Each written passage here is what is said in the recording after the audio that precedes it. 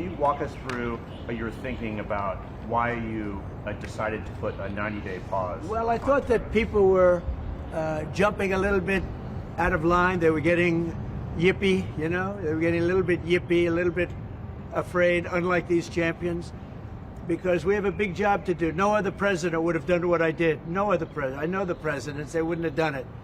And it had to be done. What was happening to us on trade, not only with, you know, if you look at it, not only with China, but China was by far the biggest abuser in history, and others also, but somebody had to do it. They had to stop because it was not sustainable.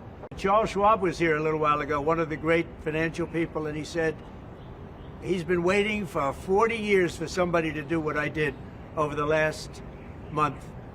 And if you didn't do it, you wouldn't have a country. It wouldn't be sustainable. So I'm honored to have done it. And, you know, look, nothing's over yet, but we have a tremendous amount of spirit from other countries, including China. China wants to make a deal. They just don't know how quite to go about it. You know, it's one of those things they don't know how quite. They're proud people. On Monday you said no pause, but today there is a pause. So how can people believe your word today? It's not a question of that. You have to have flexibility.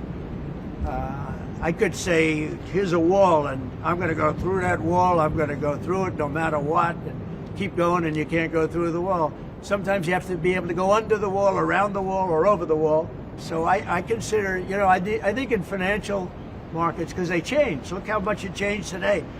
We went from, you know, pretty moderate today, but over the last few days it looked pretty glum, to, I guess they say it was the biggest day in financial history.